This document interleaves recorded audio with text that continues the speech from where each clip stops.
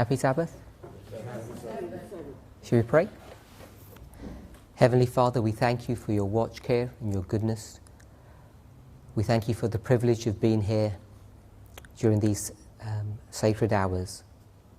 As we fellowship together, may the experience that we have and the worship that we offer you be acceptable. In response, Father, we hope that the Holy Spirit and guardian angels will be here with us, guiding and directing our minds to a place where you can teach us and show us the truth that we need to understand in these last days. We thank you, Father, for all that you have done for us, and we wait in anticipation for the final events. You have promised that they will be happening in rapid succession. As we prepare for these final moments of Earth's history, we pray that you would give us courage, strength, and fortitude to be able to be ready and to stand in these tumultuous times. Be with us and bless us.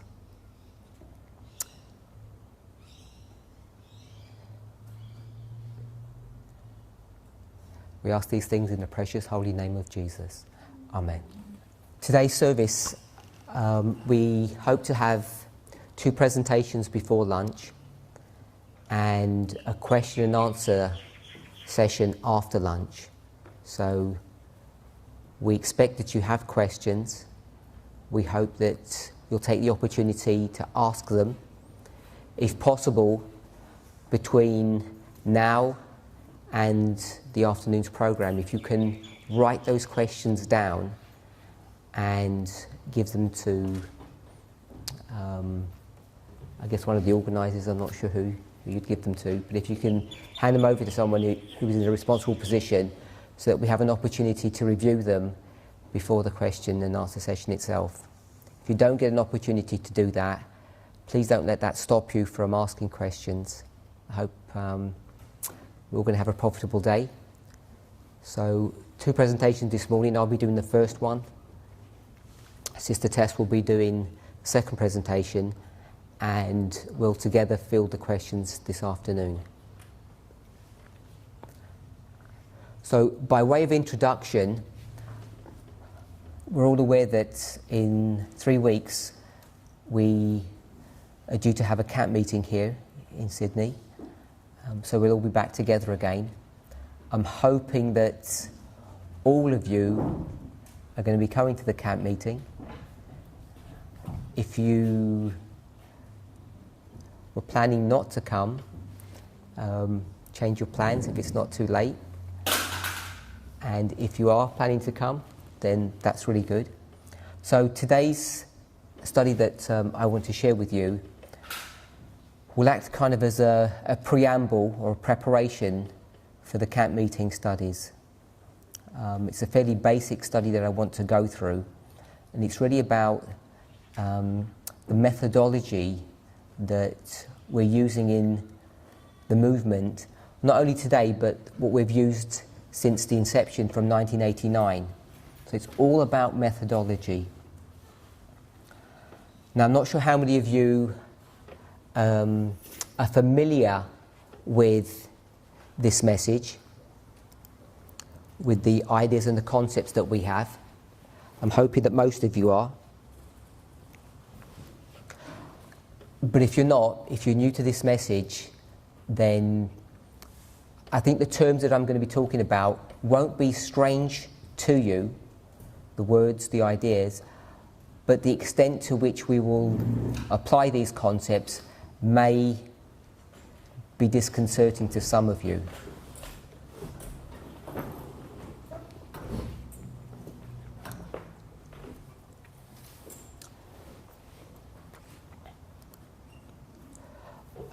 We're going to look at some Bible passages this morning, but I want to really take this study from the book Christ Object Lessons. That's going to be where we take most of our thoughts from.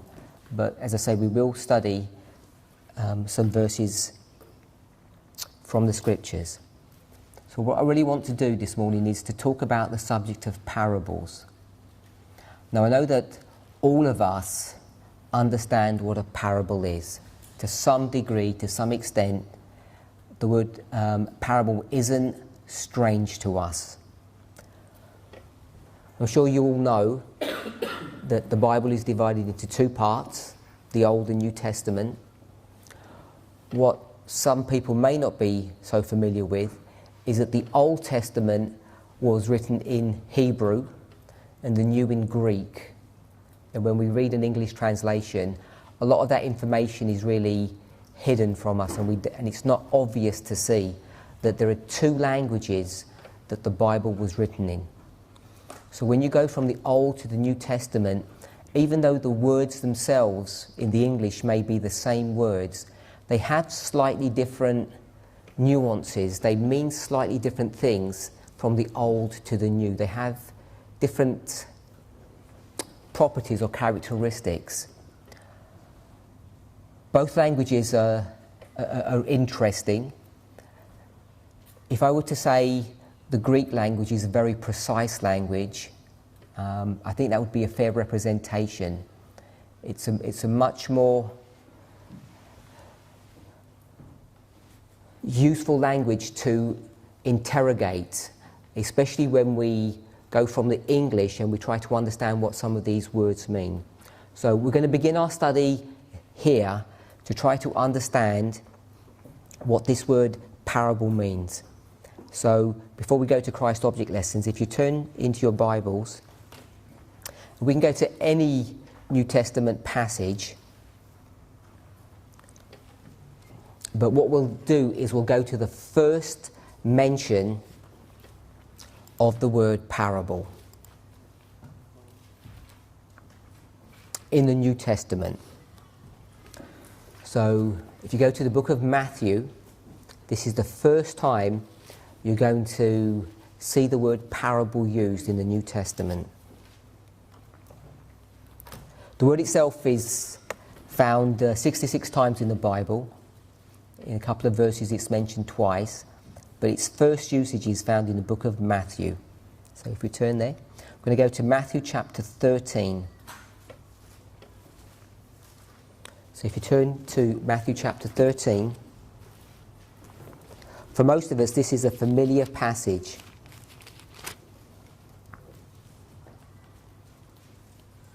You've all heard of Matthew chapter 5, the Sermon on the Mount. I'm sure you all know that. Some people call it the Beatitudes. So there's a Sermon on the Mount, but there's also what the Bible calls the Sermon by the Sea. So there was a sermon on the mountain and there was a sermon on the seaside or by the sea. And chapter 13 of the book of Matthew is this sermon that's by the sea. It's the first time Jesus really begins to speak in parables to the people, to the masses. He has spoken a couple of parables before this, but this is the first major time that we're going to see him using parable teaching. When we think about parables, I think that most of us would perhaps think about a shepherd taking care of his sheep. The shepherd has 100 sheep, one of them is lost, and he leaves the 99, goes looking for the one sheep, and when he finds that sheep he rejoices. It's a familiar parable that we're all aware of, and if I were to ask any of us, I'm sure we'd all be able to give an answer of what all of those symbols represent. You have a wayward lamb who goes and does its own thing, gets lost and isn't able to find its way back to the flock. You have a shepherd who is looking after these sheep, and somehow or another he loses the little lamb, and then when he realizes the mistake that he's made, he goes searching for the lamb because the lamb cannot recover itself. So if we were to have a discussion on what that parable means, I'm sure all of us would have an opinion. We could look at this parable in a lot of details. Ellen White comments on this parable.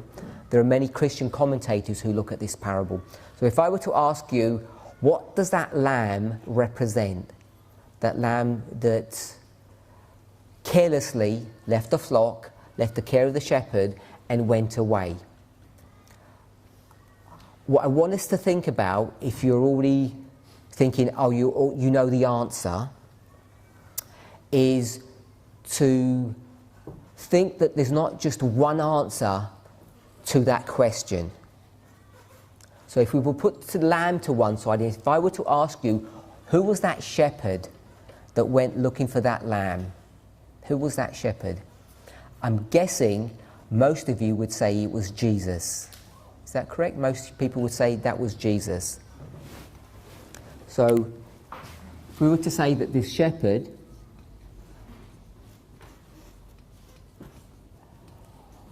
I'll just put a symbol of a cross for Christ. Most people would say that that shepherd is Christ, which is a fair enough response. It's a correct response, correct answer. But what if I were to ask you, does Jesus ever live to make intercession for us, to take care of us? Does he ever slumber or sleep? No. Is he always attentive? Yes. Would he get distracted doing a project and not look after us? No.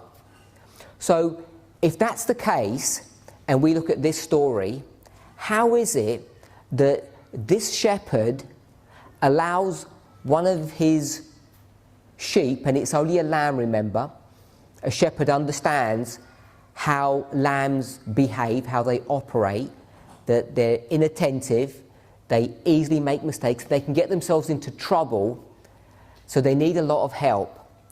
How is it that this shepherd allows his one sheep, this lamb, to run away and do its own thing? Why is he not paying attention?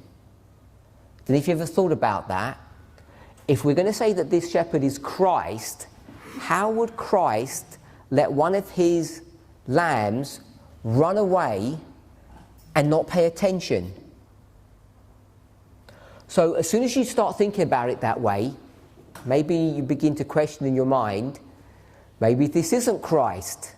Maybe this shepherd is someone who sat back and had a little sleep during the afternoon, and one of his sheep escaped and he wasn't paying attention. He wakes up and he realised he's only got 99, so he wasn't paying attention. So the question is that an accurate representation of this parable? Could we learn something about the parable from that perspective? And I would suggest yes. So this shepherd can be a symbol or a representation of Christ, but it can also be a symbol or representation of a human. Maybe you and I. Maybe if you're a parent and you've lost track of your child, or you're a leader in the church and you haven't paid attention to one of the members of your church, one of the people in the congregation. So all I wanted to show us is that very often when we think about parables, we only think that there's one version or one way of understanding how to interpret what a parable means. So we know that the shepherd is a symbol of Christ, but we could also see that that shepherd could be a symbol of us, someone in a leadership position, whether you're a parent or you have a role in the church that requires you to keep a watch care of the people. So we have the shepherd and we have a sheep.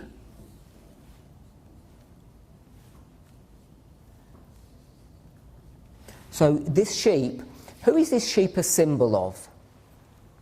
The way I've just given this story, the way most people understand this story, is that this sheep is a person. We'll say you. That's how most people understand what this story is.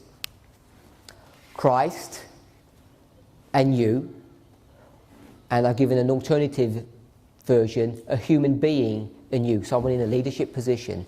So more often than not, we take this story that this sheep that ran away is us. We carelessly lost track of who and what we were, and we wandered away. So if that's the case, these 100 sheep that were all together, what were they a symbol of? Because if this was Christ and you were part of a flock, then you were under the watch care, under the security of Christ. So what would that flock of sheep represent? Most people would say it represents the church, because that story would seem to fit. You're part of the church, and somehow or another you lose your way and you wander off, and Christ or this leader is going to come and find you. But I want to give an alternative story of what this sheep or this lamb would represent. Now, not literally, because we know that number 100 isn't a literal number. It's just a representation of a group of people or a group. What if this sheep wasn't a representation of you, but was a symbol of a representation of the earth? I don't know if you've ever thought about that. That Christ was managing, had supervision, responsibility for 100 planets, all with beings on those planets, and one of them got lost. One of those planets were lost to the shepherd, and what did he do? He came down to earth and rescued this planet. And we know how the great controversy works. The earth is going to be restored, and not only will it be restored, it will also be the residence of Christ the Father and all of the redeemed. So this was just a small exercise to help us to see that when we think of parables,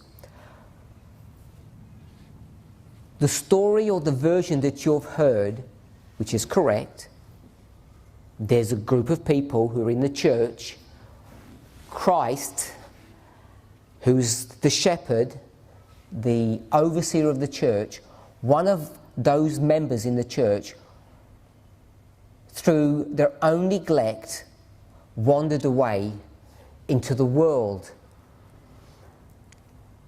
And Christ, being the good person that he is, didn't say, well, they were in the church, if they wanted to leave, it's their problem if they're lost. No, he went and made a special effort to rescue this person, you.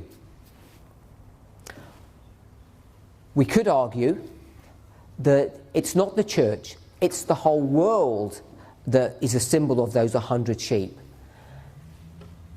And we were lost, and Christ came and rescued us and brought us into the church. We could argue that the shepherd isn't even Christ, it's a human being, someone who has a position of responsibility, perhaps a parent, an elder in the church. We could argue that the sheep isn't even a human being, it's this whole planet that has been lost and gone wayward. Go back to the story of Genesis and how Adam and Eve chose to listen and serve Satan rather than Christ, for no good reason. And God could have left us to our own devices, left humanity to its own devices, left this whole planet to wallow in sin, but he didn't. He came and rescued us. So when we look at any parable, what I want to suggest is that there are multiple ways to understand these stories. It's not just a single version, one story, one explanation that fits these parables that were given in inspiration. Ellen White has written much, commented much on parables. In fact, there's a whole book dedicated to it, which is Christ Object Lessons. If you think about the name, Christ is going to give some lessons to us. It's called Object Lessons. It's another way of saying Christ's parable teaching. He wants to explain to us how things operate, the relationship between God and humans, between humans and humans, between angels and humans. It's all about relationships. That's what parables are there to teach us, how we're supposed to understand our relationships with the world in which we live. And the way these stories are created, the way they were written, they can be understood in a multifaceted way. There's not only one version. And many people struggle with that. Because if you see Ellen White's explanation of many of these parables, she gives a version, a perspective. And because she's a prophet, and we, hopefully all of us, have an immense amount of confidence in her works, when she says this parable means this, what we can tend to think is that's the only version that there is, the only explanation of this parable. But what I want us to see, that is not the case. Her perspective of what these parables mean is not the only perspective of what they can teach us. We can do our own investigation, our own study, to try to understand what these parables mean. People sometimes find that a dangerous endeavour.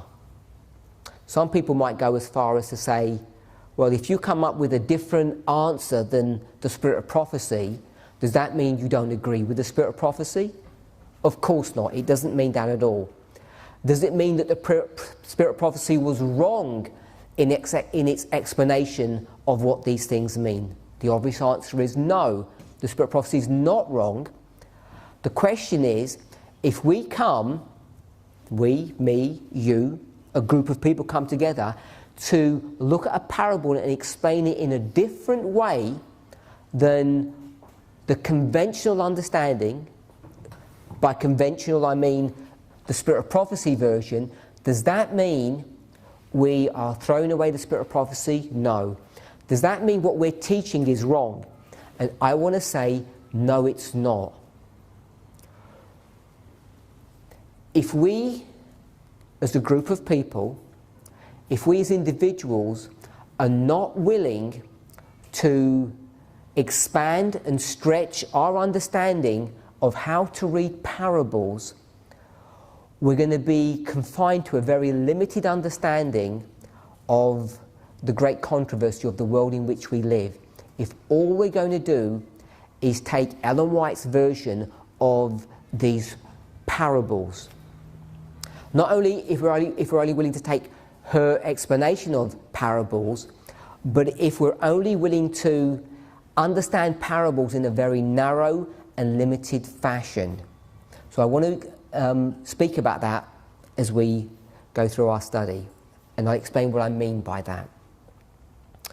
So I want to begin by saying, or to give a loose definition, this is my definition, and I think it's accurate, of what a parable is, its purpose, the reason why we even talk about parables.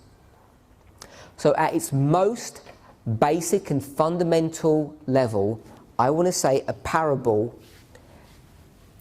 teaches us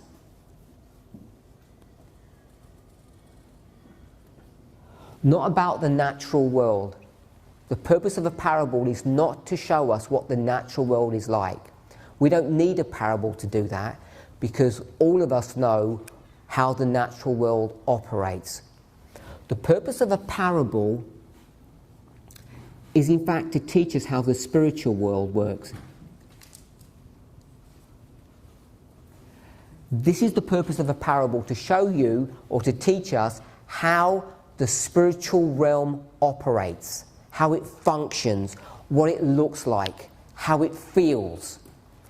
Now, even though we're all spiritual beings, and I think that's an accurate representation of who we are, we were created in the image of God, both spiritually and physically, we're told, but essentially we're spiritual beings.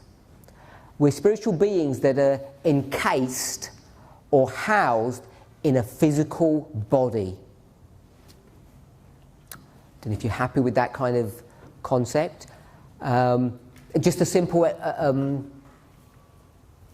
observation I think would show you that. If I were to ask you who you were, and I were to say, this arm, is this your arm? All of you would say, yes, this arm is mine, if you looked at your arm.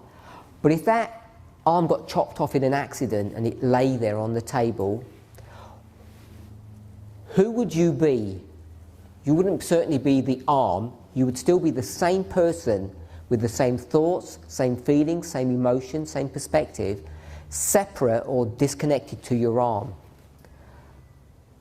And if you took that example further and further, you could chop off many parts of your body. Science now allows us to do that. You know, medically, we're able to keep people alive, even though they might lose many body parts or they might become dysfunctional. And quickly you realise that actually if we were to define who we were, we'd see that we're actually spiritual beings who live in this physical body. I appreciate that we have a connection between the spiritual and the physical, which is often not easy to explain or to understand. If I were to offer you the following Bible verse, as a person thinketh, so is he. When the Bible says, so is the person, what does that mean? When it says, as he thinks, so is he. I want to suggest what that means, if we were to put it into plain English, a person behaves in the same way that they think. Thinking, you can't see, you can't touch.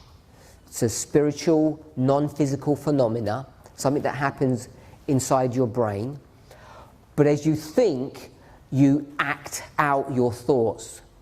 So that verse itself, as a person thinketh, so they behave, so are they, is by definition a parable. If you want to know what a person thinks, this spiritual, non-physical concept, thought, how do you know how a person thinks? You see and feel and experience it how? Through the physical. Some people, perhaps most of us, are tricky. We lie, we cheat, we pretend to be something that we're not. The Bible speaks about people like that as being hypocrites or actors. Now, you can fool some of the people all of the time, and all of the people some of the time, but you can't fool all of the people all of the time. Somewhere in your experience, the real you, the real spiritual thoughts, comes out. You can't hide behind this facade for very long. You know how it is. None of you know me very well, but if I were to visit you and stay at your house, even for 24 hours, certainly by a week, you'd get to know me pretty well, and I would get to know you. And very soon it'd be hard to pretend. It's not easy to keep up this pretense the closer you get to somebody. The Bible speaks about when two people get married, what happens to them? They become one flesh. What does one flesh mean? It means you know intimately what? This part of the person. You know how they think, how they operate, what's on the inside, because you can see it all on the outside. So, at its most basic level, a parable is required, or is a tool to understand the spiritual by seeing the natural. So I've just given that explanation. I used a Bible verse for that. I've explained it at the level of a human being. But most of us, the way we would look at the parable that I've just given here is to say, we want to know how heaven operates. How does heaven work? And how would we know how heaven works? We'd know how heaven works by seeing how nature works. Give an example. The way the Godhead, in its most simplistic or basic fashion, is explained is the Father and the Son. Now, without getting into a complex doctrinal discussion on the relationship of the Godhead, I think most of us realise that there was not a real dad and that there was not a real son. It doesn't work that way because there wasn't a mother somewhere. But however their relationship connects to each other, it's going to be explained in terms that we can understand, in terms that we're familiar with, because all of us are familiar with a parent and a child, a father and a son. So the relationship of the Godhead is given in physical or natural terms so that we can have some ability to understand how heaven operates. In heaven, the angels are not all equal. Hopefully we all have an appreciation of that. We have different types of angels, seraphims and cherubims. We have the archangels, arch meaning the leader angels or the head angels. We have the covering cherubs. So we know that there's a hierarchy in heaven. And the way we can understand or get to feel how that operates is to see here on earth we have hierarchical relationships. We understand that the Father and the Son are kings. They sit on thrones in heaven. All of that is explained in natural terms. So if you want to understand how heaven operates, the only way to really do that is to see how it operates in nature. The example that I gave. If you carelessly, through your own foolish behaviour, we could say deliberately, maliciously, wandered away out of the protection of the shepherd, what would you expect the shepherd to do? Would you expect him to say, tough luck, it's your fault, you got lost, you didn't need to? Is that what we would expect? How do we think Christ would respond to us? The way we know how Christ would respond is through this story, because we know that a shepherd wouldn't behave that way to one of its flock. It would go and make an effort to rescue it, even at peril to the shepherd's own life. And what that story is doing is showing us how heaven operates, how it really works in response to how the natural world operates. So this is a classic understanding or explanation of how parables operate, what they mean. So let me summarize what we've said. The purpose of parables is to understand the spiritual. And the way you understand the spiritual is through the natural. In fact, it's the only way to do that. The only way you can understand the spiritual realm is through the natural realm. Or we could call it the symbolic and the literal. So we'll put that down as well.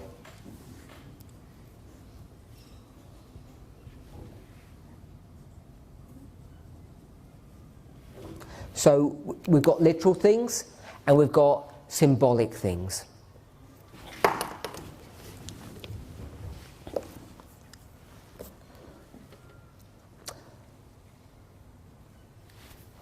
We've made 2 points so far.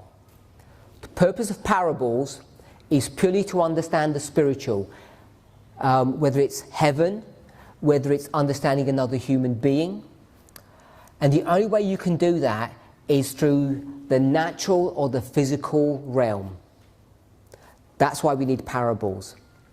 The second thing that we've learned is that any one given parable, the way it's constructed, the way it's written, it can be understood at different levels.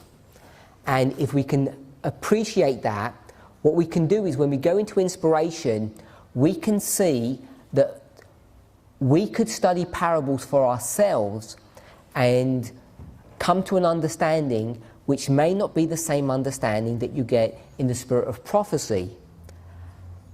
And that's not to say that the spirit of prophecy explanation is incorrect, but it shows us that we can understand it in different ways. You're all familiar with the parable of the woman. She lives in a house, and how many coins does she have? 10 coins. And she loses one of those coins. So if I were to ask you, what does the coin represent? We might have a different answer. So I don't know if someone wants to shout out what they think a coin represents.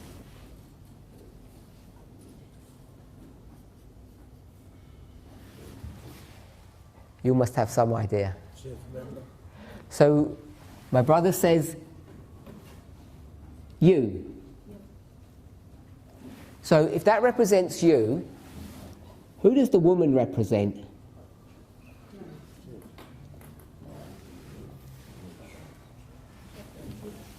Some people are going to say the church. The mother. You say? The mother. The mother. Like a literal mother? Literal mother. Okay, so a person. So if this is the church and this is you, what does her house represent?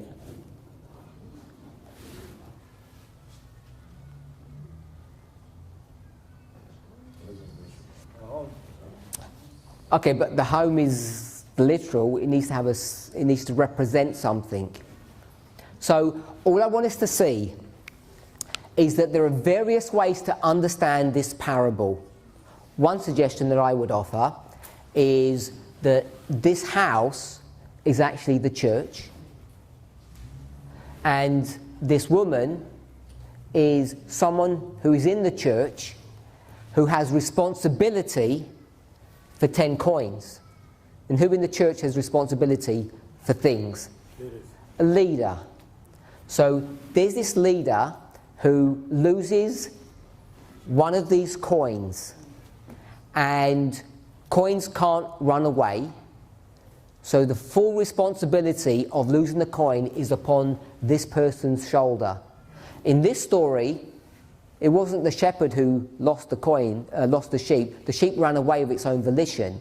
But in this story, you don't have that luxury. The woman lost the coin. So already you can see that there are various ways to understand this parable. The coin, does it know it's lost? No, it has no consciousness. So does that have a factor into this story? We could argue yes. So if the coin doesn't have any consciousness that it's lost, could it be a symbol of a human being? Do human beings know that they're lost? Most people are going to say yes. But then we could go to a Bible passage. We could go to Revelation chapter 3, beginning verse 14. What story is that about?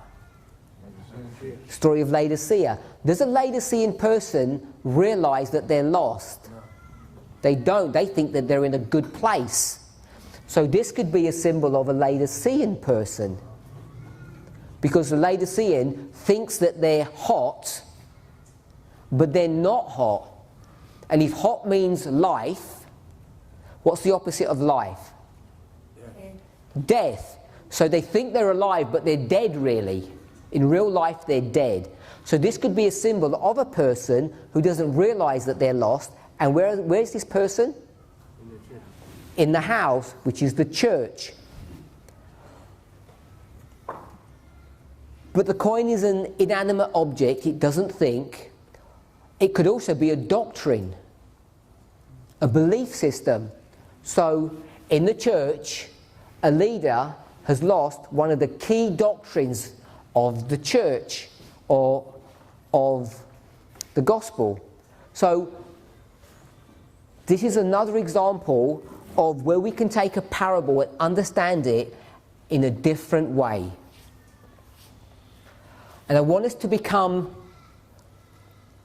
familiar, and more than familiar, to become confident that it's a reality that parables can and should be understood in different ways. So the purpose of a parable is to understand the spiritual. You can only understand the spiritual through the natural. Parables can be understood in different ways. One story can have different versions. So I want to ask you a question. Christ. Is Christ a natural or physical being or a spiritual being? So my brother's going to say both, and I'm going to say that he's a spiritual being. He was in heaven, spiritual, a spiritual person. And why did he have to come down to earth?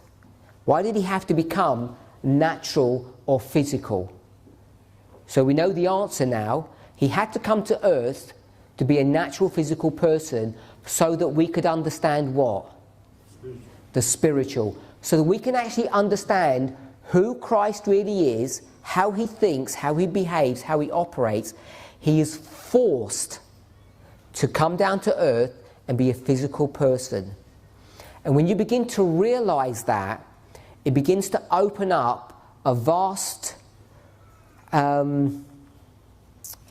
horizon of truth that would really change and reshape the way we think about how salvation works and the great sacrifice that Christ had to make. Now, you know, if I can express it in a really simple fashion, Christ leaves heaven, this spiritual being comes down to earth and does what? He takes on our nature, however you understand that. Not getting into the complexities of what that actually means. So Christ, the spiritual being, comes down to earth and takes the natural being, takes a physical body. He becomes like us. We've explained already that he has to do that so that we can understand the spiritual. Now, if we were to go to the book of Genesis and we would read that Adam knew his wife, what does that word knew his wife mean? It doesn't mean he got to know her really well, does it? Yeah? What does that word he knew his wife means? It means that they had intimacy and they became one flesh. Would we agree with that? Yeah? That's what that word knew. So if we want to know the spiritual, and we're going to explain the spiritual through the natural, so here's Christ, the spiritual being. He's going to come in human form so that we might what? We might know his spiritual nature. What does that teach you about what we must become? How do we know about Christ's spiritual nature? Is it some forensic, technical study that we're going to do, that we're going to read about Christ here on earth, So on earth, Christ was a nice person, physically, so therefore that would teach us that his spiritual characteristic is that he's a nice person. So we all know that. Is that what it means to understand the parable of Christ? The answer is no. The Bible teaches clearly that he took human flesh, this spiritual person, in order that we, who are physical, might be able to do what? That we might be partakers of his nature. When we partake of his nature, what nature are we partaking of? This one or this one? The spiritual. So this concept of parable teaching is really fundamental to our understanding of how the gospel works. It's not just some theoretical study that we might do about houses and coins, about shepherds and sheep, and we can all get the right answer, and we say, oh look, we understand how to interpret and how to read the Bible. It goes beyond that. The reason why parables become so important to us is that they're the vehicle, or they're the mechanism, or what we would call the methodology behind being saved. And it's not just a theoretical, technical study or conversation that we can have, it's actually an experience that we must enter into. So we must experience what a parable is, or what we might call a living parable. We must become living parables. What does Paul call his disciples, if I can use it? He calls them my children. He doesn't say you're living parables. What does he say? You're living epistles or letters. He says you're a living book. So he goes to a city, he gets these Gentiles who are all natural, he trains them to become what? Spiritual. And then he says what you need to do is you need to go out and be this letter or an epistle and go teach everybody. Now we understand that. We understand that the Bible is just wood pulp and ink. It doesn't really mean anything. It only has value when? When does the Bible have value? When we live it. When you go to Jeremiah chapter 31 or Hebrews chapter 8, and the Bible speaks about there's going to come a time when I will put the law within your heart. Now most of us, I don't mean particularly in this room, but most Christians, like the Jews, we take the words of God and we don't do what the Jews literally do, put it on our arm and wrap it around our forearm and carry it around, or stick it on our foreheads. We don't do that, do we? We don't have phylacteries like the Jews did, but we do similar things. We wear chains with a cross, or we have a picture in our home of Jesus or the Ten Commandments. We like these charts stuck on our walls. So we do very similar things. We have all of these rules and regulations, all the Word of God, all around us. We surround ourselves with these words, and that's not a bad thing. It's a tool, it's a mechanism, it's a stepping stone, but that's not the purpose of inspiration. We all know that. It's so that we might be changed into the likeness of Christ. So there are three things that we've learned. Parables teach us about the spiritual realm. And the only way you can learn that is by looking at the natural. Parables can be understood in different ways. Christ himself was a parable. This spiritual being, God, had to take natural form so that we could understand him. And not only that we look at him and we say, that's nice.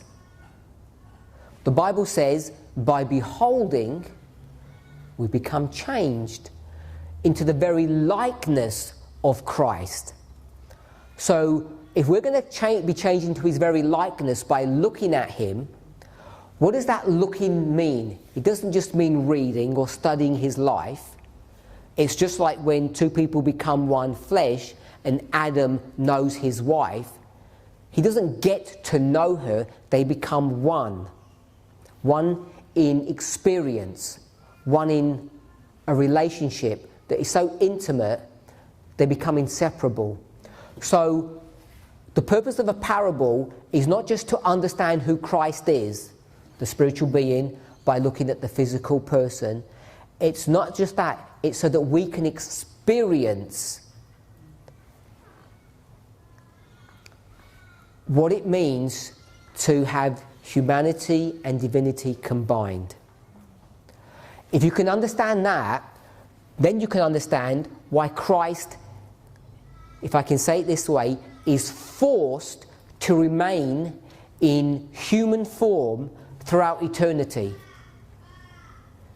We know that when he went to heaven, he retains his humanity, his human form, and he will retain that throughout eternity. He's forced to do that so that he can be one with us. If he didn't do that, what would the problem be when you get to heaven? Let me try to explain how I would see this. Do we all agree that we need to stop doing sin?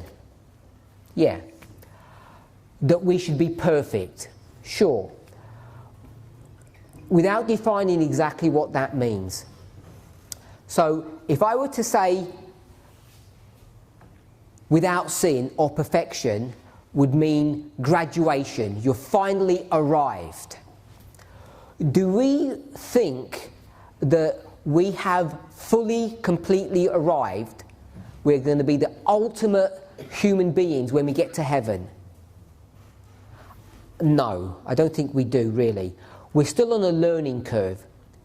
We still have a lot more to learn about ourselves, about how we behave, how we treat one another. And that's just talking about us, who are going to be part of the 144,000. What about people 300-400 years ago who had some very strange ideas, really strange ideas? What learning curve will they have to go through when they get to heaven? So, if Christ took off humanity when he got to heaven, what would the problem be for us? No learning. The learning would stop as soon as we get to heaven, because we'd want to know, how do we become more spiritual? Because we're not going to become more physical. We're already fully physical. Our aim in life is to become more spiritual. So how would we learn to be more spiritual? We couldn't do that, because we'd go to the Godhead, we'd go to the Father and Son who was spiritual, and we'd say, teach us. And they wouldn't be able to teach us. They wouldn't be able to show us how to develop further. Why? Because they're only spiritual. And the only way to explain what a spiritual experience is to show us through the physical. I don't understand the science behind that, but it's a fact. The only way we're going to understand God completely as we walk through eternity is by understanding Christ through his physical nature. He took on our nature so that we could partake of his nature, and that will never cease. So I want us to see that parables are vitally important for us to understand. If you want to understand the spiritual, which we all do, we all want to be spiritual beings. And we could say spiritual beings mean good people. The only way to experience or explain that is through the natural. Parables can be understood in different ways. We've spoken about Christ. Christ himself was a parable. And therefore, in agreement with Paul's instruction, what are we to be? Parables. And the big problem that we face and if we face this, all the people around us face, is that we're not good parables. Because what happens as soon as you open your mouth and you talk to your neighbour or your church brethren, what comes out? Does this come out? No. It's something bad that comes out.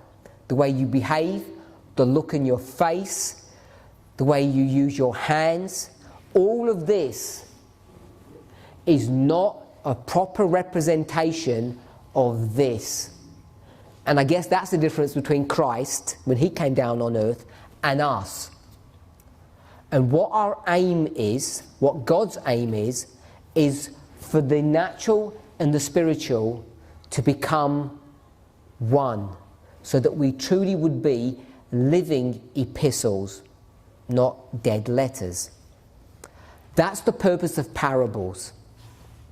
Now, parables are still a lot larger than this example that I've given.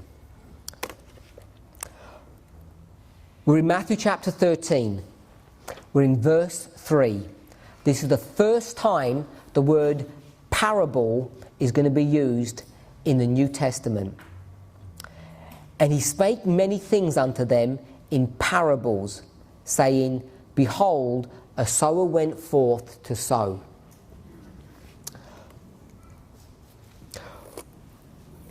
We can learn many things if we're observant, if we're careful readers.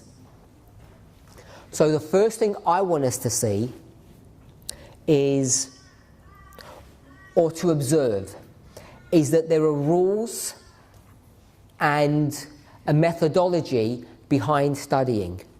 So the first thing I want us to see or to realise, if we wanted to understand about human beings, how we operate, how we think, where would you go?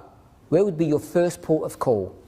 Would it be some random person in the 16th century? No.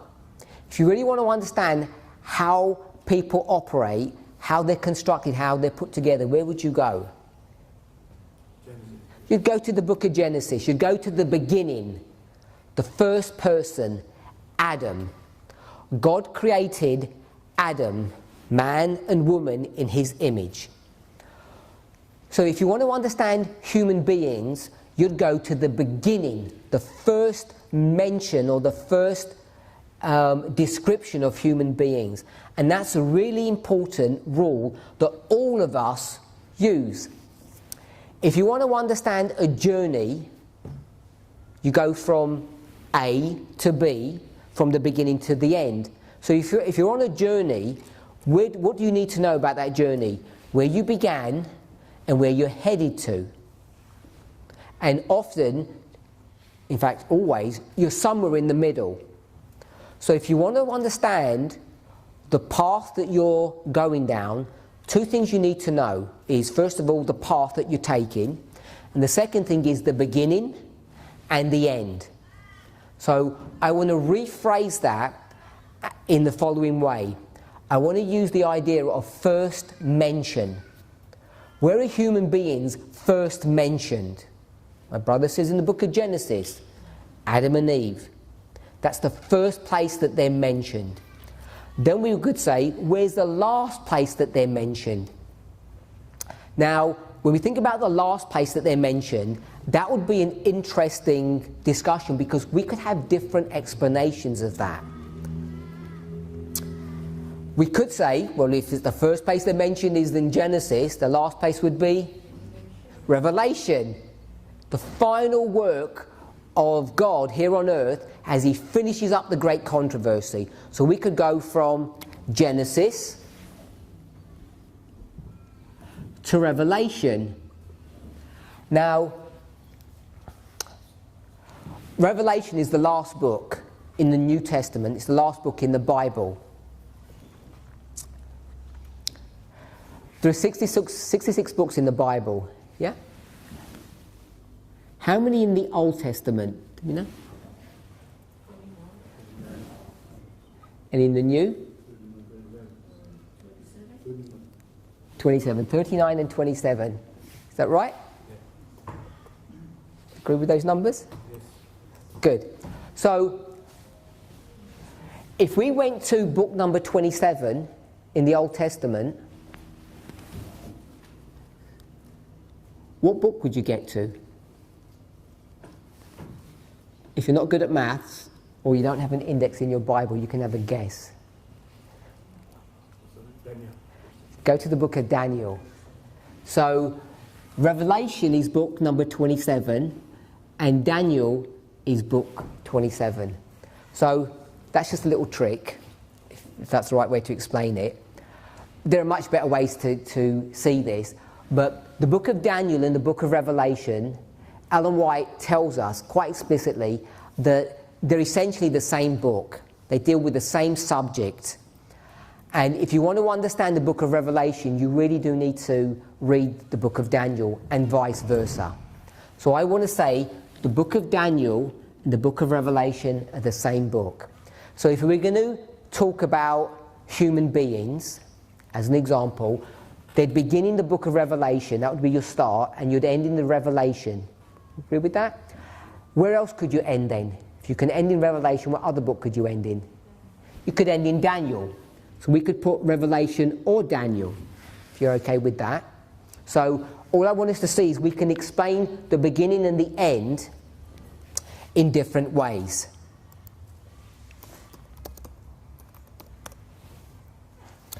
So I want to explain it in another way now when we start thinking about the beginning and the end. So in the book of Genesis, this was the first person, and I'm going to call it Adam. It's the first man, Adam and Eve, a man. So if this was the first Adam, where would we go to talk about the last Adam? We've said we can go to the book of Revelation. We can also go to the book of Daniel. What other book could we go to talk about the last Adam? Go to the book of Matthew. Let's go to the book of 1 Corinthians. Let's go to 1 Corinthians. Chapter 15. We're going to go to 1 Corinthians chapter 15.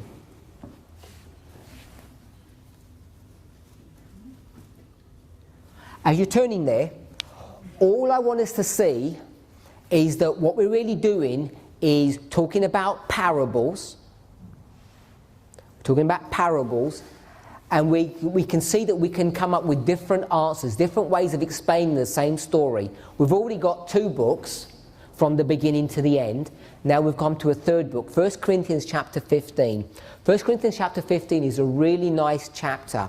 If you get a chance, try and read the whole chapter in its context. It's a really nice story. And there's many truths that we can get from this chapter, but we're just going to go to verse 45, just for this study. 1 Corinthians chapter 15, verse 45. Now, before we read, chapter 15, the whole point of this chapter, I don't know if you have subheadings in your Bibles. If you do, if you went to the beginning of chapter 15, I don't know if anybody's got one here in their Bible, what's the purpose of this chapter? It's the resurrection of the dead. Different Bibles explain it different. In my one it says the doctrine of the resurrection, or some people's versions will call it the resurrection of the dead. So chapter 15 is about the resurrection. We're in verse 45. And so it is written, the first man, Adam, was made a living soul. The last Adam was made a quickening spirit. So, I'm not going to ask who the 2 Adams are, but we can see we've got a first and a last. Hopefully we can see that.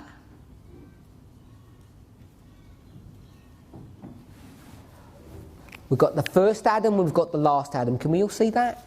The first Adam, and then it says the last Adam. So we've got a first and a last.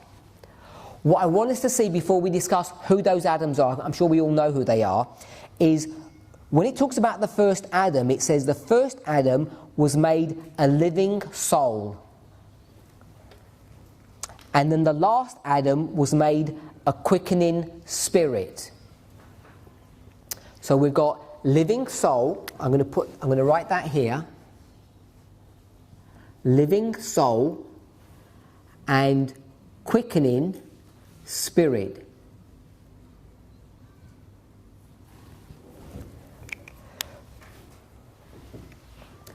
I'm going to make a bit of a jump now. For those of us who are familiar with some of the rules or some of the techniques that we use in studying God's Word, this will be familiar to you, even though you may not have seen it in this verse. But the technique or the method will be familiar to you. For others, it may not be so familiar, but I think you'll be able to see it when I explain it to you. If I were to say Revelation 8:13, no need to turn there. It talks about woe, woe, woe. 3 woes. I don't know what your understanding of those woes are. Here on these charts, it talks about the woe. It says the first woe, and then the second woe, and then it says the second woe is past, and then it gets a bit fuzzy, and it says the third woe. So you've got woe, woe, woe. You've got 3 woes. This is taken from Revelation chapter 8 and chapter 9. So if I were to say woe, woe, or if I was to say Revelation 14 verse 8, Babylon is fallen. You can say the next bit. Is fallen. That would be a repeat. So everybody knows what repeat is when you say the same thing twice. Why would the Bible repeat things? Different people have come up with different answers. We know that God doesn't waste his breath by repeating things. There's a reason for it. I would suggest that there's a symbol or a purpose behind repeating. But I'm not talking about repeating per se. Now repeating is obvious. You say the same thing twice. Fallen, fallen, woe, woe. You don't learn much, really. Now, if I were to say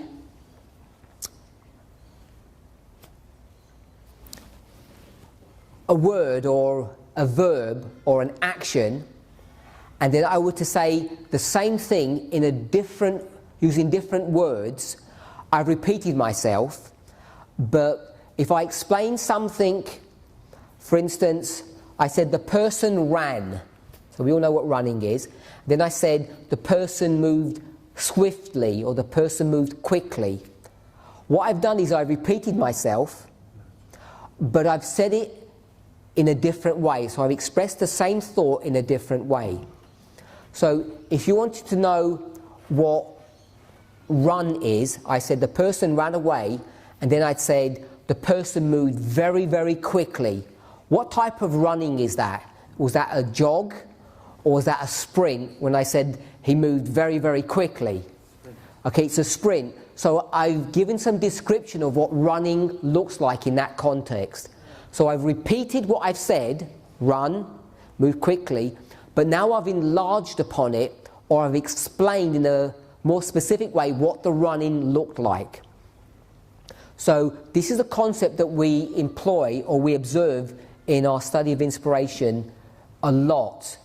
It's the concept of repeat and enlarge, which means you say the same thing, but you say it in a different way. Hopefully we know that we get that. So I'm just going to put it up here. I'm going to just put repeat and enlarge, if you're okay with that. Is everybody here familiar with William Miller's rules? Yeah? Oh, at least we've all heard of them. There are 14 rules. I can't remember the rules. There's a lot of them, and they're quite detailed. But there's 2 rules that I like. And if you've heard the presentation that I've done on this subject, you'll know what my 2 numbers are. Rule number 1 and rule number 5. Rule 1 and rule 5. And the reason why I like them and why I think they're significant is if we were to go to the churches, what are the two churches that are significant and important to us as God's people today? So let me, before you answer, ask the same question in a different way. So I've gone from William Miller's rules, there's 14 rules. I'm saying I like rule 1 and rule 5. And we know that there are 7 churches. There are 7 churches, 14 rules. There's a connection there. But if I like rule 1 and rule 5, what churches would I like? Church 1 and Church 5. The Church of Ephesus is what history? The history of early church, or the history of Christ, the story of Christ. And the 5th church is what history? Sardis, which is the Millerite history. So the 2 dispensations that we focus the most on, the story of Christ and the story of the Millerites, have a connection between the 1st and the 5th church, which have a connection to the 1st and the 5th rule. Maybe a bit crazy, but I like that. And the reason why I like the 5th rule, let me give a paraphrase of what the 5th rule is. I've got the Bible here. If I had another book, here's my other book. This is a dictionary, not in real life. So if I want to explain what a word in the Bible means, how would I explain what the word means? More often than not, what do? We go to a dictionary, and if the word said brethren, I'm saying, I wonder what brethren means. I go to a dictionary, tell me what brethren means. It means brother, or a fellow human being, or something like that, or a church member. Yeah? So we have the Bible and we have a dictionary, and that's all good. We have lots of dictionaries. The most famous dictionary that we all use probably is Strong's Lexicon, because that's just really a dictionary. Dictionaries are good, but rule number 5 says try to avoid using dictionaries. It doesn't say it in that way. It says it's something like this: let the Bible be its own expositor. And the concept of expositor means explainer. So let the Bible explain itself. That's what rule number 5 is. You could say, don't use a dictionary to explain a Bible word. What should you use? Use the Bible to explain a Bible word. That seems common sense at one level, but it's quite difficult to do. And often we're not very familiar with doing it. Although Adventists would say that same thing, rule number 5, which is don't use a dictionary, let the Bible explain itself. The way we would use that concept, we would say proof text. Let one Bible verse explain another Bible verse. So if you've heard of the concept of proof texting, that's rule number 5. And that becomes important, especially when you start looking at what the Millerites were doing and how rule number 5 becomes really significant for them. I want to say rule number 5 is this rule here: repeat and enlarge. So what you're going to do is have a verse or a word in the Bible, and you're going to repeat it, which means proof texting, and you're going to enlarge upon it, which means you're going to explain what the original concept or the idea meant. So rule number 5, William Miller says, let the Bible be its own explainer, its own expositor. Try to avoid dictionaries. There's nothing wrong with dictionaries. That's not the purpose of this discussion. You understand it, most Adventists do, by the concept of proof texting. I want to use this idea of repeat and enlarge, which means you say the same thing, but you don't say fallen, fallen. You say run and moved very quickly. You say the same thing, but you say it with different words. If we're okay with that. Here is rule number 5. This is rule number 5. We're going to employ it now. And if it's rule number 5, what is rule number 5? It means you've repeated something and you've explained it in a different way, which means the Bible will explain itself. So, if I were to ask you, What does the word live mean? It says Adam was a living soul. What does the word live mean? Alive.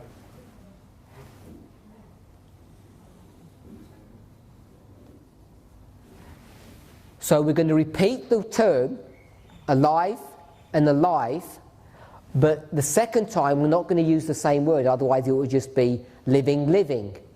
We're going to use a different word to explain the same concept. So we're going to use the word quickening. And the word quickening, if you actually look in its definition, means to be alive. So this is an example of William Miller's rule number 5. It's repeat and enlarge. And you can see it in usage here. That is a really simple, almost trivial example, but I think it's useful to see simple examples so we can see that this technique, this methodology is used throughout the scriptures. So we've connected these two. If you've connected these two, what do you think you're going to do with the word soul? We're going to connect the word soul with the word spirit. Now, in the Bible, it's not one size fits all. Soul, when you become a living soul, what do you become? A living person. It's not spirit. You become a living person. So I'm going to call this the natural.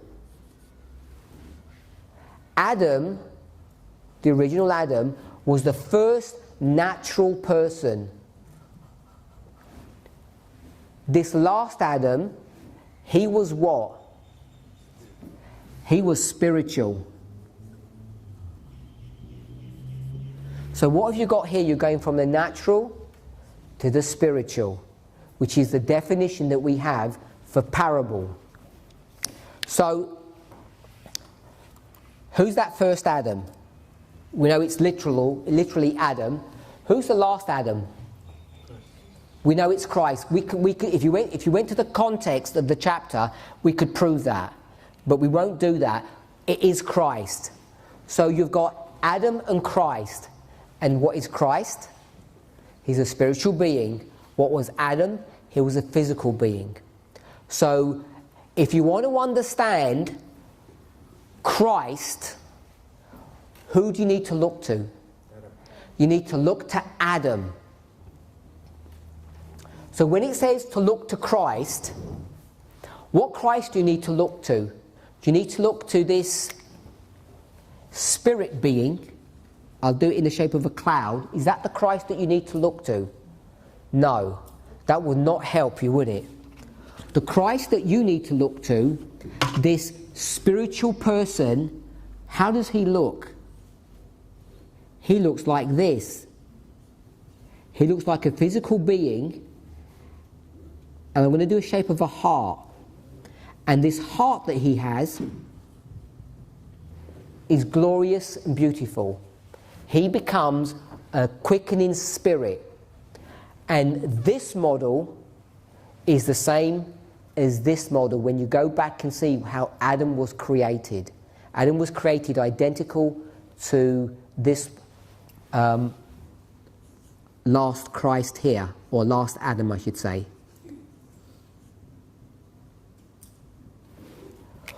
Paul is a very interesting and capable writer. The more you read what he writes, the more you meditate upon his words, what you see is he uses these concepts of repeat and enlarge, Miller's fifth rule, parable teaching, the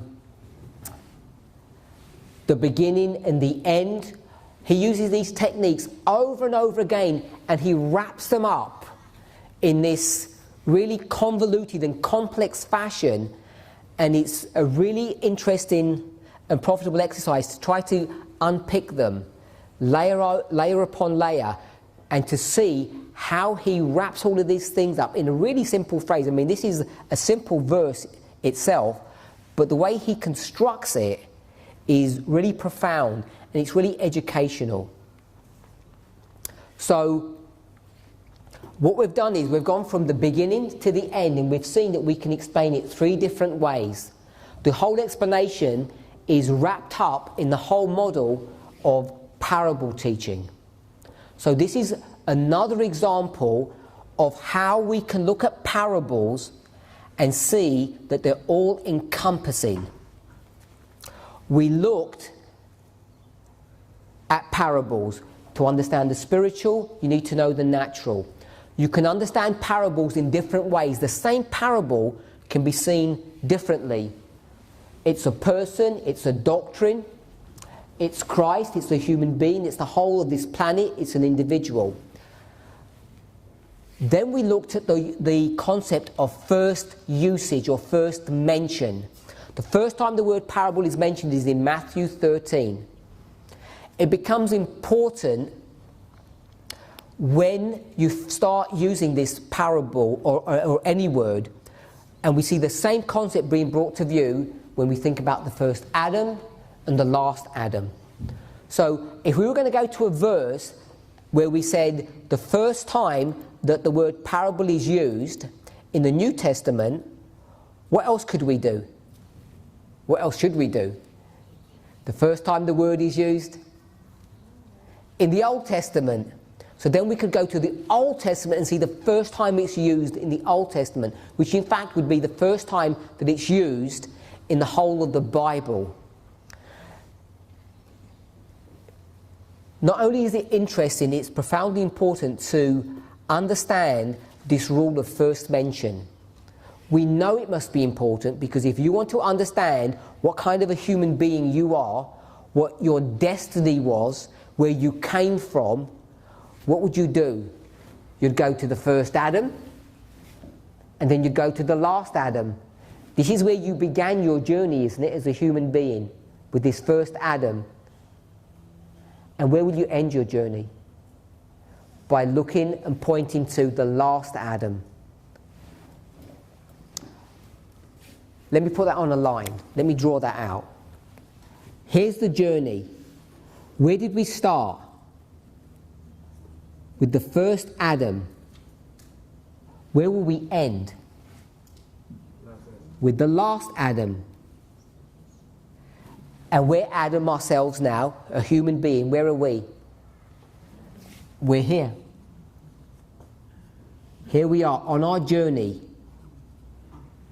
And if you want to get to the right place, you need to know where you've came from and where you're going. And you need to understand both. And what have we learned? What did the first Adam look like? He was a natural person that was spiritual inside. And what was the last person? He was a spiritual person that had a physical body. So these people are the same. The beginning and the end. Now, often we employ the Greek alphabet because we like doing fancy things, and instead of saying A to Z in the English, what do we say? And I say we because we like doing fancy things, but it's not even just us. Even Christ speaks about himself in this way. So often we think about this idea of the Alpha and the Omega, the beginning and the end. And what has this taught us, what we've seen so far? What's the difference between the first Adam and the last Adam? The Alpha and the Omega. What's the difference between them? No difference. They're the same. So, if they're the same, and you began your journey here, and you end your journey here, you begin and you end where? At the same place. You begin with this human being that was created perfect, beautiful inside, because he was created in the image of his Maker. And where do you end your journey? At the same place.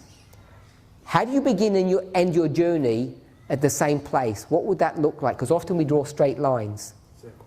It's a circle. You end up going around in a circle.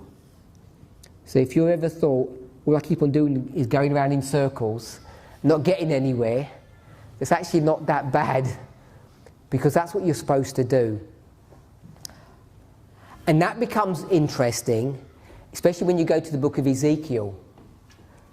Because in the book of Ezekiel, you know that when Ezekiel has his vision of this, I don't know how to describe it, this great machine or vehicle or chariot, it's all wheels within wheels.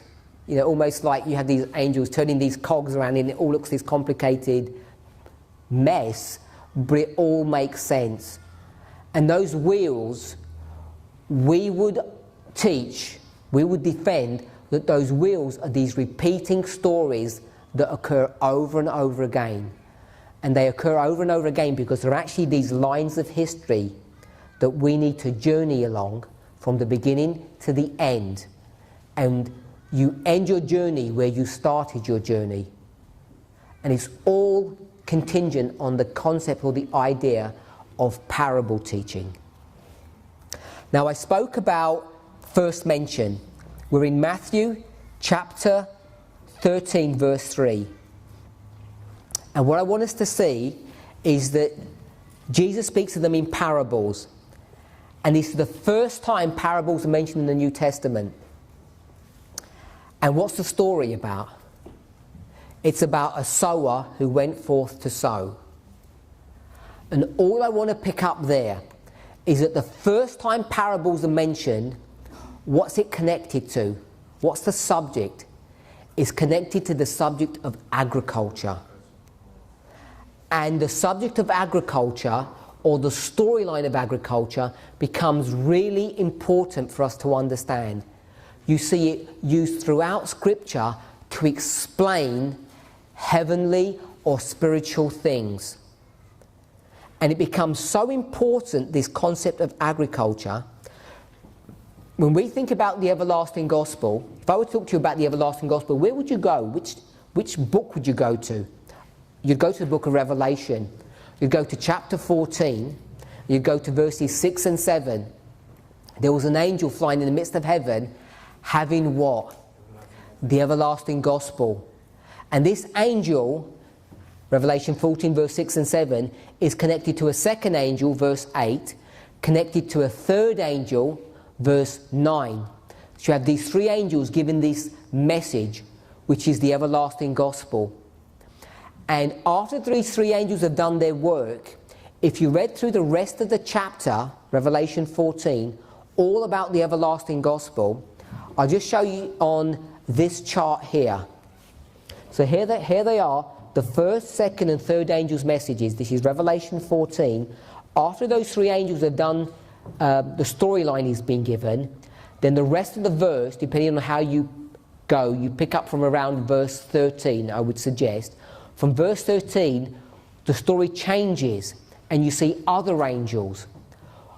But what I want us to see, when it talks about those other angels, just from the pictorial work here, it's a bit hard to see at the back, but you'll see that there's Christ and there's another angel. There are two beings from heaven, and both of them have got a sickle in their hands. And a sickle is an instrument of harvest. One is going to do a good harvest and one is going to do a bad harvest, if I can say it that way. So the everlasting gospel is intertwined with the whole concept of agriculture. It's found right there in Revelation chapter 14. You can't separate the everlasting gospel from the model of agriculture. It's really important for us to understand how agriculture works and what it means to us, the symbology of it. And you can see that right here when you talk about parables. The first parables that are given are connected to the agricultural model. Now, what's interesting in Matthew 13 is that this agricultural model is going to be given in different ways. It's not just one parable about the agricultural model, it's given in different ways. And perhaps the most famous of all of those parables begins in Matthew 13, verse 24 to 30. Matthew 13, verses 24 to 30. And that's the parable of the wheat and the tares. Two groups, the wheat and the tares. And that's directly connected to this subject here. The wheat and the tares. Two groups are going to be harvested. Why is that important? Because if you go to Matthew 13,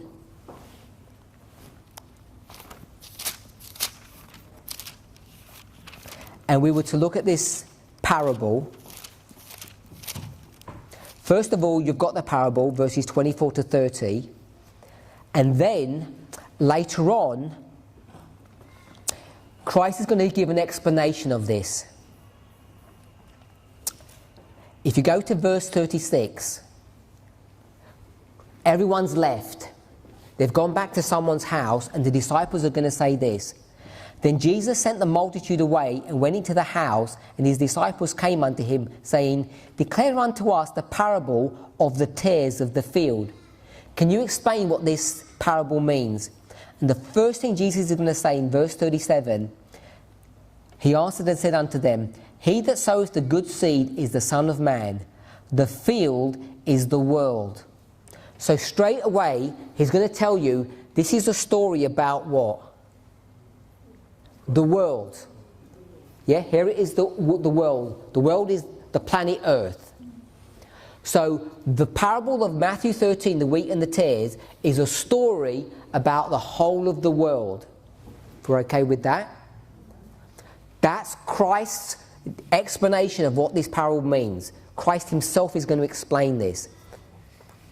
Now, what we could do is we could go to the Spirit of Prophecy and we could ask Ellen White what she thinks this parable is about.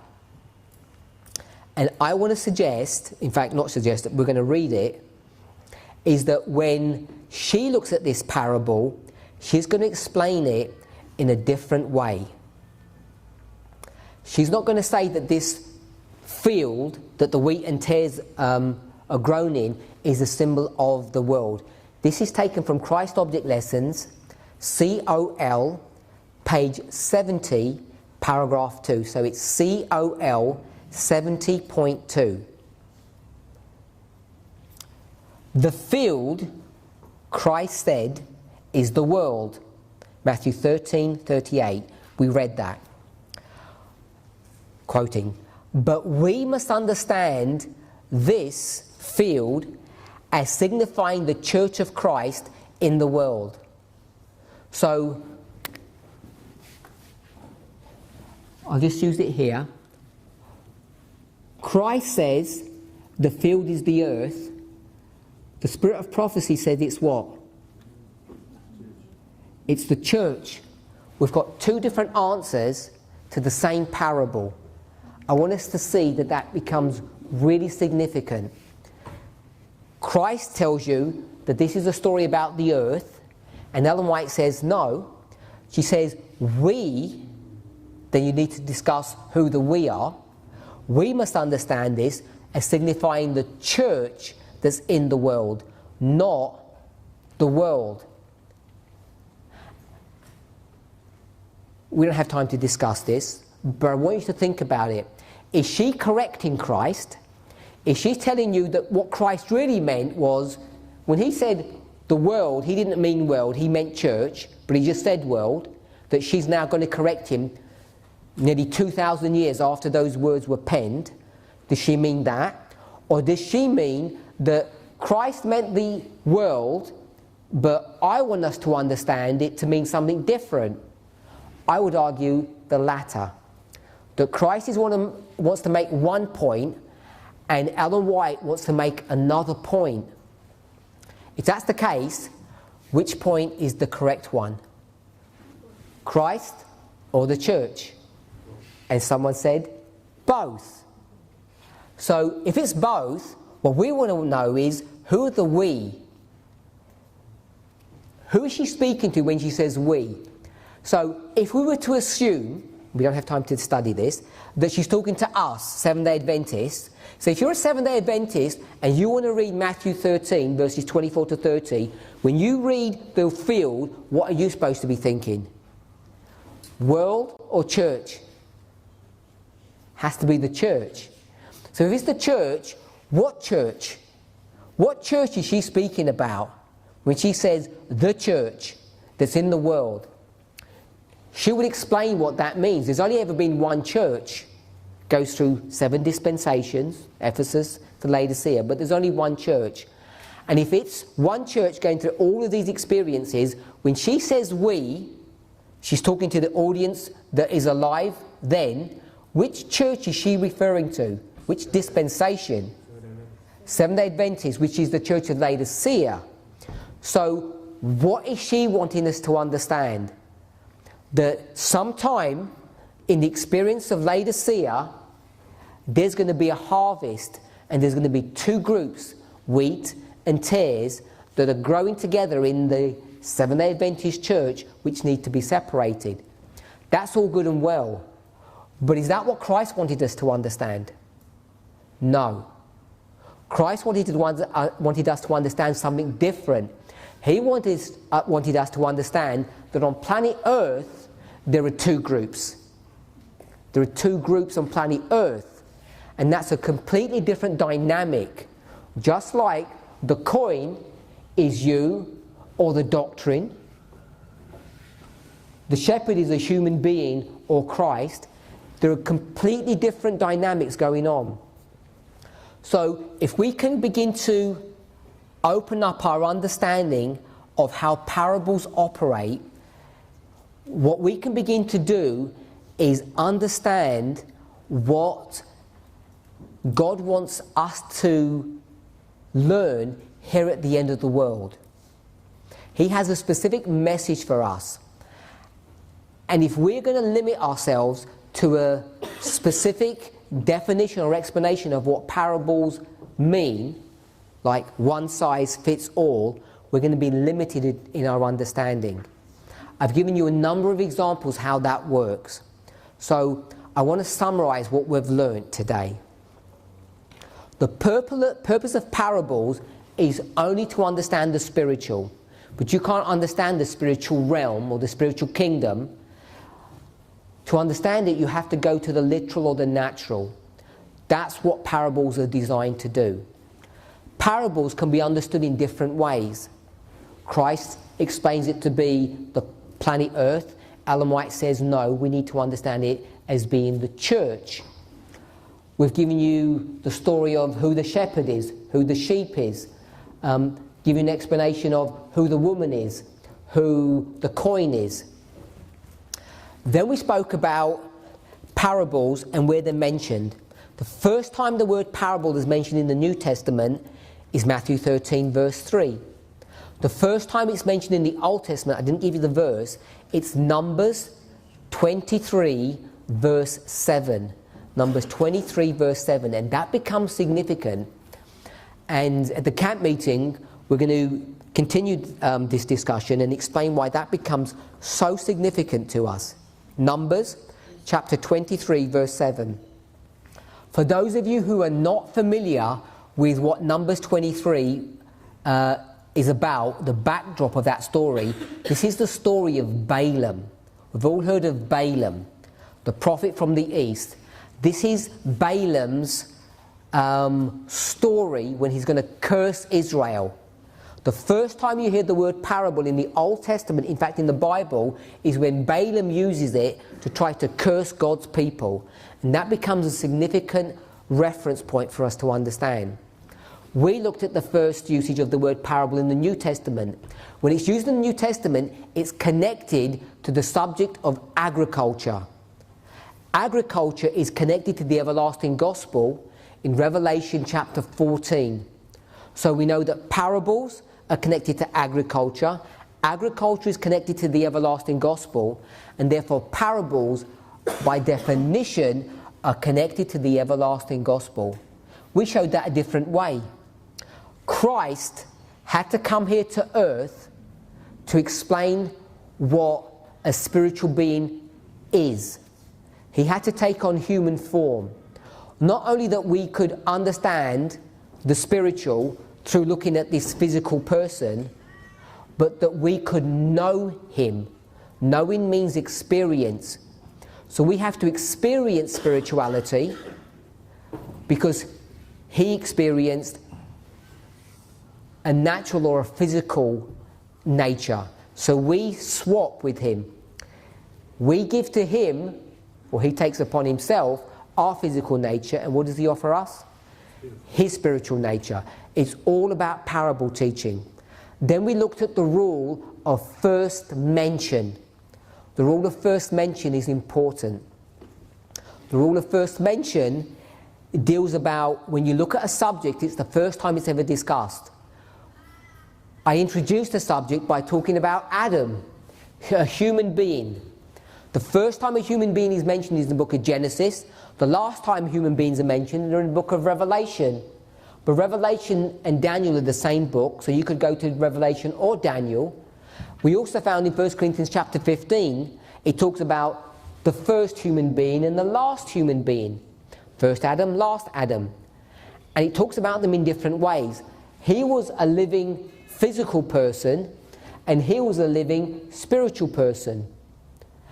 And what we see here is the usage of William Miller's rules. The ones I like are rules number 1 and rule number 5, which correspond to the first and the fifth church. Rule number 5 says, try to avoid dictionaries, let the Bible define itself. Adventists call that proof texting. I call it repeat and enlarge. Let the Bible repeat a concept or an idea, and when it repeats it, it will say it in a different way. So living becomes quickening. They're the same concept, it's repeated, but it's explained in a different way. That's rule number 5, repeat and enlarge. When you can connect it that way, then you can connect a soul and the spirit, and what you see is that there's a natural and a spiritual, which is the very definition of parable teaching.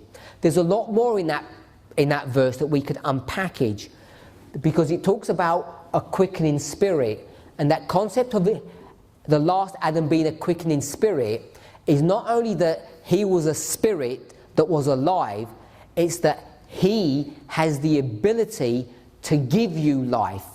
That idea of him being a quickening spirit means that he gives you the ability to have life. How does he do that? How does he offer his life to you? We know he does that through the cross. He died for us. But it's this exchange which is all connected to this idea of parable teaching. He takes something from us and he gives something to us. There's this exchange. And if there's this exchange, Christ and us become the same thing, which means we become one flesh. We become indistinguishable from Christ. Because if you look at Christ, what would you see? A human being. Does he look special? No. He looks like a normal human being. But on the inside, he's pure and clean and good. And what's his ideal for us? The same thing. We are human beings, and we are going to be given a new heart where the law can be written upon that. So we can take this idea about the first Adam and the last Adam, and we've now put it upon a line. We call it Alpha and Omega, the beginning and the end. We're not at the beginning of our journey, and we're certainly not at the end. We're somewhere in the middle. So if you want to reach your journey's end, you need to be on the path. If you're on the path, you need to know where you began. We began our story with the first Adam, and we're going to end with the last Adam. And in the middle, we're in a bit of a mess, as we all know. The first Adam and the last Adam look the same, because this Adam was created in the image of God. So if you begin and you end your journey at the same point, it becomes a circular argument. And in fact, you never go anywhere. This is the story of Ezekiel and the vision that he has and the imagery of wheels within wheels. This is these repeating patterns that the Bible speaks about over and over again. The churches that we tend to focus on in our studies are the Church of Ephesus, number 1, and the Church of Sardis, number 5. Rule 1 and Rule 5. They become important rules for us to understand in a really clear way. So this was just a brief introduction to parable teaching.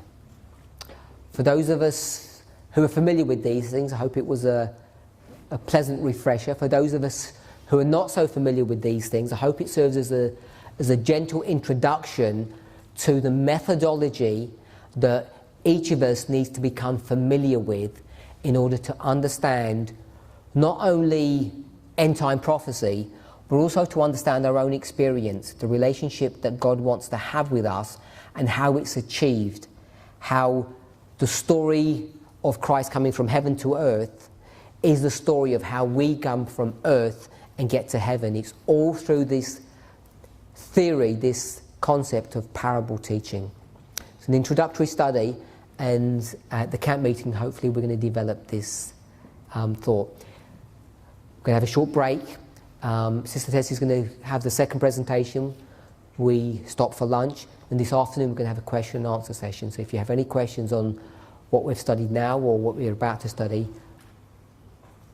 please either write them down or save them for this afternoon. Let's pray. Our Heavenly Father, we thank you for your goodness and your watch care. Lord, as we realize how you interact with your children, how you expect us to behave, we thank you, Lord, that you've taken this incredibly difficult and complex journey that each of us must go along and simplified it. Made it so simple and elegant that even the most sophisticated of minds would be charmed, and yet the simplest of us, the smallest of children, can understand these things too. May each of us, Father, have a clearer conception not only of the breadth and depth of parables, but more than that we can experience being living parables, being living epistles.